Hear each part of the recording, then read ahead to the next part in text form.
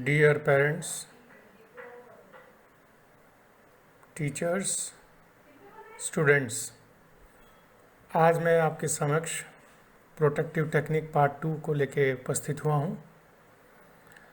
जैसे कि पार्ट 1 में भी हमने बात की थी कि अपने शरीर के माध्यम से ही, अपने हाथों के माध्यम से ही, बिना छड़ी के हम एक छोटे स्थान पर, जैसे हॉस्टल हो गया, घर हो गया, अपने दफ्तर हो गए, इन जगहों पर हम लोग किस प्रकार चल सकते हैं, हाथों को अपना सुरक्षा कवच बना करके। जैसा कि विदित है, अगर हम कोई सुरक्षा कवच नहीं लेते हैं या एड या छड़ी नहीं लेते हैं तो हमें चोट लगने की संभावना हमेशा रहती है। तो चेहरे और शरीर पर कोई भी चोट किसी के लिए भी तो घातक हो सकता है। लेकिन अगर आप दृष्टिबाधित व्यक्ति होते हैं, दृष्टि दिव्यांगजन होते हैं, तो वातावरण में एक स्थान से दूसरे स्थान में चलते समय, भले ही वो आपके लिए फैमिलियर स्थान हो या अनफेमिलियर हो, नोन प्लेस हो, तो बहुत चांसेस रहते हैं या अक्सर ऐसा होता है कि चोट लगने की समस्याओं का सामना आपको अधिक करना पड़ता है, क्योंकि हमारे घर स्थानों में अक्सर हमें पिलर, दरवाजे कोई गलत तरीके से खोलना या आधा खुला हुआ, इस तरीके से हमको हमेशा एक चोट लगने का आमंत्रण हमेशा रहता है। तो चोट हमें हमारे माथे में लगता है या शरीर के निचले हिस्से में लगता है, जैसा कि मैं आपको तस्वीर में दिखा पा रहा हूँ, तो एक घातक सिद्ध हो सकता है। तो इन समस्याओं को सामना करने के लिए, और वातावरण में हमको चलना भी है, इन समस्याओं को सामना करने के लिए हमें अच्छी सुरक्षात्मक तकनीक का प्रयोग करना पड़ता है। और इन तकनीकों के उपयोग से हम कई प्रकार के खतरों को शारीरिक रूप से, यानी कि हाथों से ही हम रोक सकते हैं। इसमें हम कह सकते हैं स्वरक्षात्मक उपाय के रूप में जो भी संभावित चोट पहुंचाने वाली वस्तुएं हैं, रुकावटें हैं, घर में हमारे दरवाजे हैं, खिड़की हैं, इसके लिए हम हाथ या बाँह का प्रयोग करते हैं और उनको इस प्रकार से प्रयोग करते हैं कि वो हमें सुरक्षा प्रदान करें। हम कोई भी ओपन स्थान में चलते हैं तो ऊपरी शरीर और निचले शरीर की सुरक्षा तकनीक का इस्तेमाल हम हाथों का प्रयोग करते हुए करते हैं कोई भी खुले स्थानों में चलते समय। तो ये हमारे शरीर को सुरक्षा प्रदान करते हैं, क्योंकि ये एक प्रकार से बम्पर के रूप में, यानी कि सुरक्षा कवच के रूप में कार्य करते हैं। जैसे कि मैंने पहले भी कहा था कि हाथों में बहुत सारे जॉइंट्स होते हैं, कलाई होगी, उंगलियों में जॉइंट्स होते हैं, कोहनी है, शोल्डर है, यहाँ पर हमारे जॉइंट सिस्टम बहुत अधिक मात्रा में है। तो ये एक प्रकार से शॉक एब्जॉर्बर का काम कर लेता है। तो इस प्रकार से हाथों को हम एक तकनीक का प्रयोग करके यूज़ करते हैं। तो छात्र को कमर के ऊंचाई तक की वस्तुओं से लेकर के कमर के नीचे वाले जो भी वस्तुओं से वो टकराता है, या कभी कभी तो हम उन वस्तुओं को पता लगाने के लिए भी,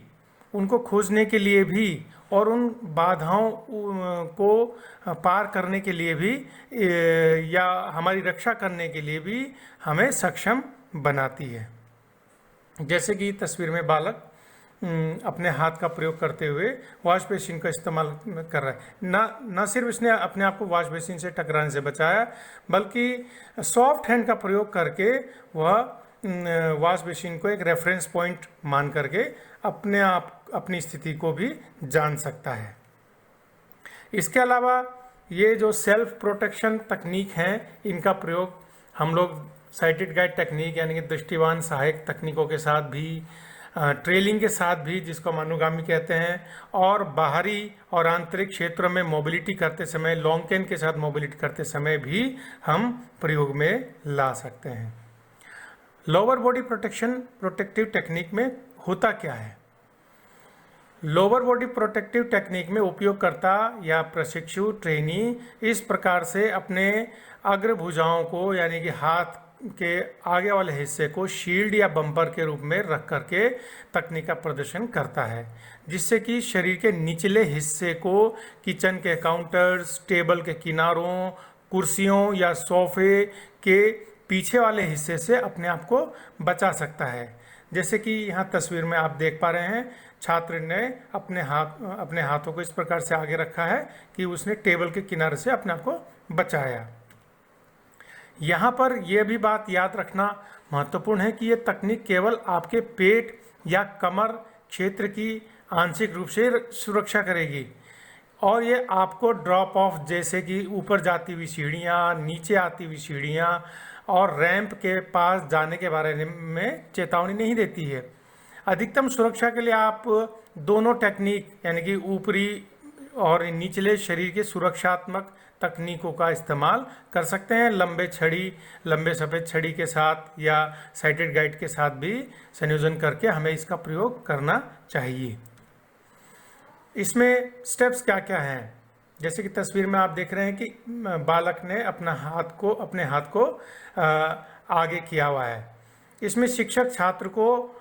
उसकी ऊपरी बाह, हाथ, कलाई और उंगलियों को शरीर से आगे बढ़ाने के लिए कहते हैं तथा इसके अलावा हाथ की स्थिति नीचे की ओर होनी चाहिए और हाथ की स्थिति शरीर के मध्य रेखा जहाँ पर नाभि है या हम हैंडशेक करते हैं, शरीर से लगभग 8-10 इंच की दूरी पर उसको ये हाथ को रखना पड़ेगा। यह छात्र के सबसे संवेदनशील शरीर के अंगों की सुरक्षा को अधिकतम करता है अगर हम हाथ इस प्रकार से रखते हैं, यानी कि नाभि के ठीक आगे रखते हुए हाथ को आगे हम हल्के ये रिलैक्स्ड वे में उसको फर्म तरीके से लेकिन रिलैक्स तरीके से हम रखते हैं और 8-10 इंच की दूरी भी अपने आप को बचाने के लिए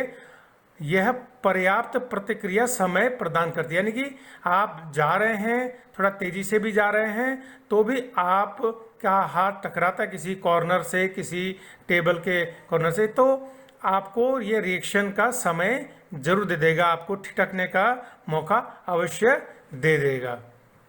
यहाँ हम देख सकते हैं जैसे प्रशिक्षु या ट्रेनी जो है हथेली को अंदर की तरफ करके उंगलियों को एक साथ रखता है, लगभग चिपकी हुई होनी चाहिए, परंतु हाथ टाइट नहीं होना चाहिए, वो रिलैक्स्ड होना चाहिए, लचीली होनी चाहिए, ताकि उसको सूचना प्राप्त होते ही कोई दरवाजे से टकरा रहा है या उसके कुंडे से टकरा रहा है तो वो उसको झटका ना लगे, झटका हाथ महसूस कर ले। इसलिए हाथ आपके फर्म तो होना चाहिए लेकिन रिलैक्स्ड वे में और लचीली होनी चाहिए। और शुरुआत में थोड़ी बहुत बालक को, छात्र को 1 या 2 मिनट के लिए इस स्थिति को धारण करने के लिए हम कह सकते हैं। 1-2 मिनट में ही वो थक सकता है, लेकिन बार बार हम उसको अभ्यास कराते हैं तो लंबे समय के लिए वह बालक इस स्थिति को बनाए रखने में सक्षम हो सकता है। यदि आप महसूस करते हैं टीचर कि बालक का हाथ इस प्रकार के टेक्निक का प्रयोग करते हुए थक गया है तो हम ट्रेनीज को वही टेक्निक दोहराते हुए पुनः दूसरे हाथ को प्रयोग करने के लिए हम कह सकते हैं। यानी कि शुरुआत में मान लीजिए दाएं हाथ का प्रयोग कर रहा था और काफ़ी समय हो गया, वो थक भी गया है, तो हम कह सकते हैं आप बाएं हाथ का प्रयोग करें, उपयोग करने के हम लोग अनुमति दे सकते हैं। तो इस प्रकार से बालक जब भी वातावरण में अकेले मूव करेगा तो यह टेक्निक उसको बहुत मदद करती है, जबकि वो उसके पास छड़ी न हो, अपने आप वातावरण में मूव कर रहा है, मोबिलिटी कर रहा है, एक कमरे से दूसरे कमरे की तरफ जा रहा है, एक ऑफिस से के कमरे से टॉयलेट बाथरूम की तरफ जा रहा है, तो ये टेक्निक उसको हमेशा मदद करती है। तो इस प्रकार से ये लोअर बॉडी प्रोटेक्टिव टेक्निक का इस्तेमाल करते हुए बालक एक स्थान से दूसरे स्थान बिना किसी छड़ी की मदद से भी अपने नॉन या फैमिलियर स्थान हो या अननोन स्थान हो, वहाँ तक वह मूव कर सकता है। मुझे उम्मीद है कि आपने इसको सुना, इसके लिए धन्यवाद। या आपने इसको देखा इस ई लेसन को, तो आपके हौसला अफजाई के लिए पुनः धन्यवाद। मैं इस प्रकार के वीडियो और भी लाता रहूँगा। Thank you very much.